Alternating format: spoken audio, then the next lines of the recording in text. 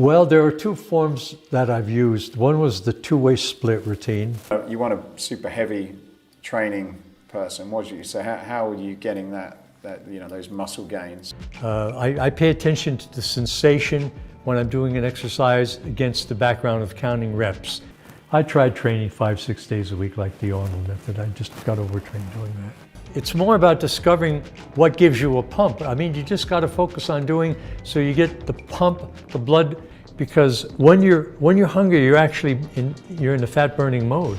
The chemist of bodybuilding. Frank Zane's legacy in the world of bodybuilding is that of a trailblazer who made an indelible mark through his exceptional physique and unique training philosophy.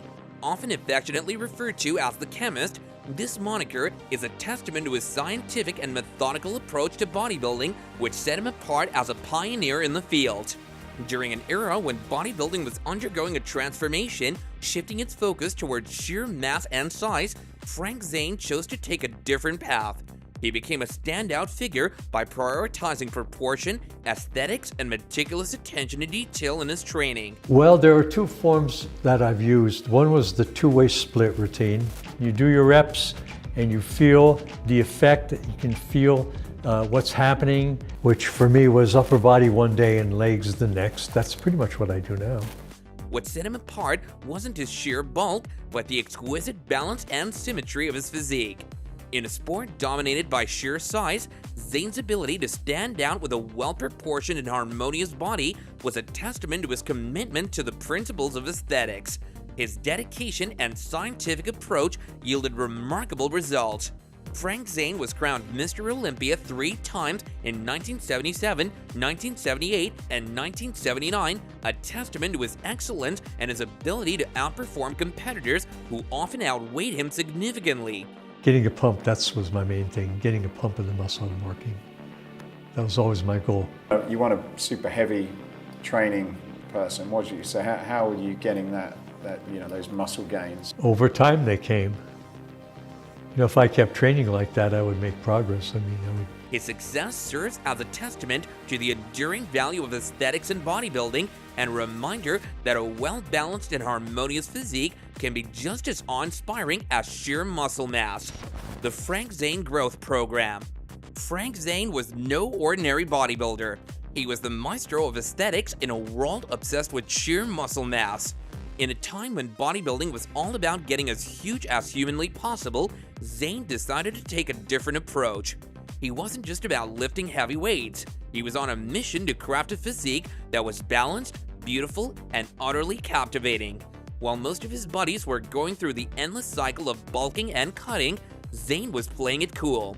He had this uncanny ability to stay lean year-round, making tiny, precise tweaks to his diet as competition time approached. It was like he had a sculptor's eye for detail, always striving for that perfect aesthetic balance. And what's the result of all of this? The Frank Zane Growth Program. But for most of my training, when I was training seriously, I followed the three-way split. I pay attention to the sensation when I'm doing an exercise against the background of counting reps. If you're not getting a pump, it's not working.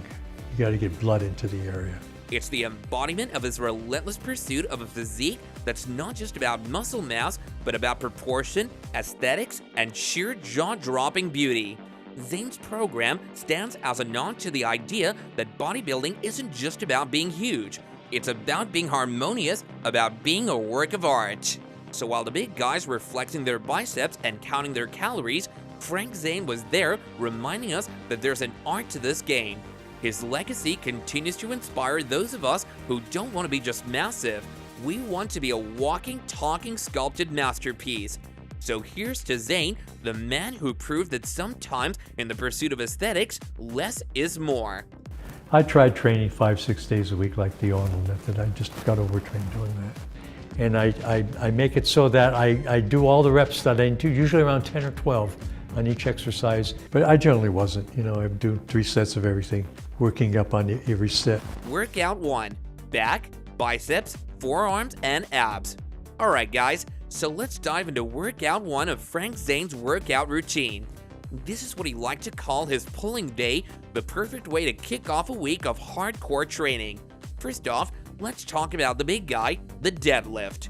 But Zane wasn't your run-of-the-mill lifter. No sir, he went for snatch grip deadlifts with a wide grip, a move that worked his upper, mid, and lower back all at once. And he didn't just lift any old way. He used the pyramid training method. What's that, you ask? It's simple. Start with lighter weights and more reps, and then gradually crank up the weight while reducing the reps. And that was usually doing pulling muscles on the first day. That's back, biceps, and forearms. They all work together. After I do the exercise, I can feel the pump coming on.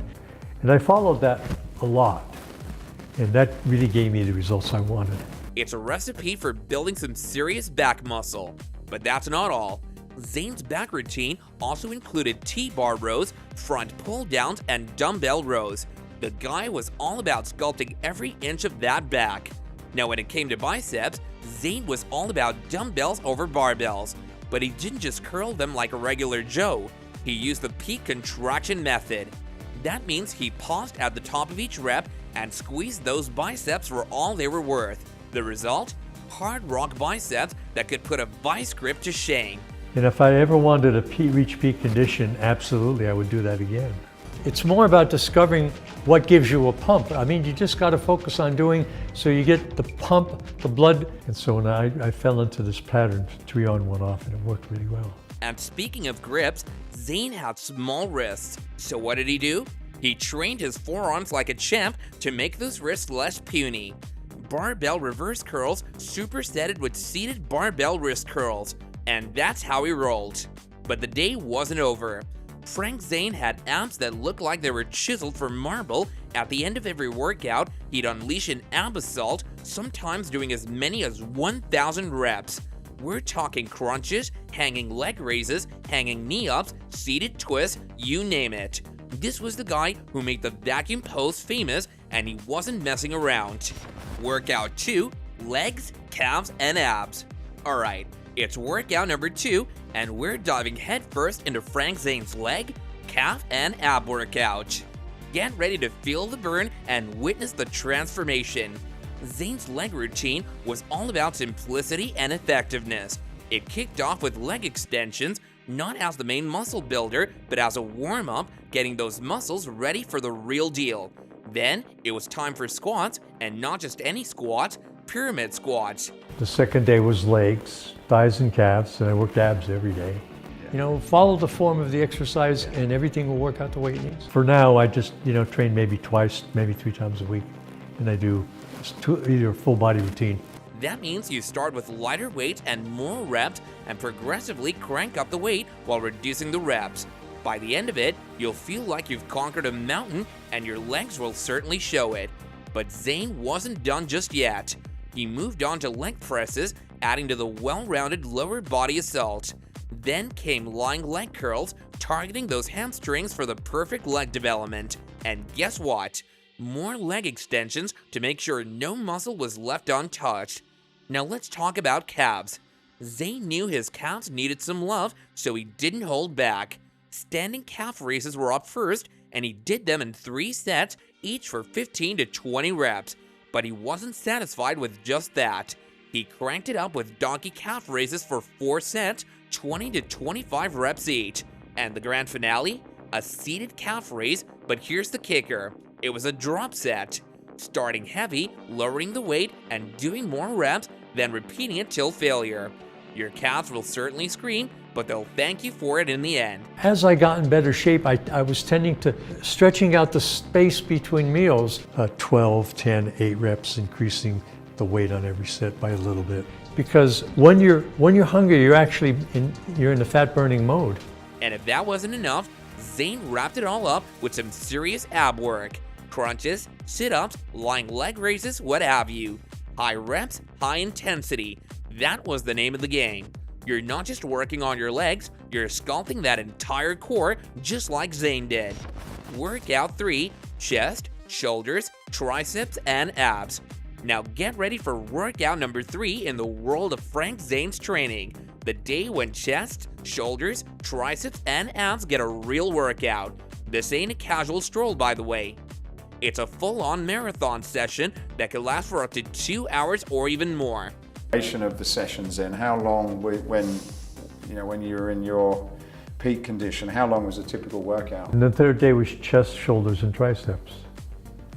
And then the fourth day was rest. 3 days on, 1 day off. If I was training heavier, it would take a little longer. It might take an hour and a half. Let's kick things off with the chest, the focal point of many bodybuilders' dreams. Zane knew what he was doing here. He started with the barbell bench press and an incline dumbbell press, but here's the twist. He turned them into a mechanical drop set. What's that? Well, you do your reps, then drop the bench angle and do more reps, and keep doing that until you've given your chest one heck of a workout.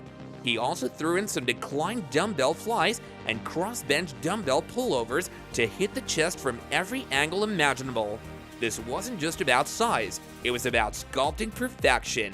What about when I'm doing incline presses? You know, should I tense my scapula or should I? No, just do the exercise and not really eating until I'm hungry. So my motto became stay hungry longer. Now let's talk triceps. Zane wasn't playing favorites here. He made sure to work on all 3 triceps heads equally. So he hit the close grip bench press, one arm triceps overhead extensions, and V-grip triceps pushdowns. It was a balanced triceps workout designed to give you arms that would make anyone envious. But what's that about shoulders, you ask? Zane had it all planned out. He skipped overhead presses and focused on his posterior and medial deltoids. He used exercises like bent over dumbbell lateral raises and side cable raises to make sure his shoulders were perfectly proportioned. But guess what? It wasn't time to call it a day just yet. Zane knew the importance of that chiseled midsection. So he wrapped it all up with more ab work just in case your core wasn't feeling the burn already. Hanging leg raises, ab crunches, hanging knee ups, seated twists, you name it, he did it, and he did it with high intensity. Well guys, that's it for this video. See you next time, and bye for now.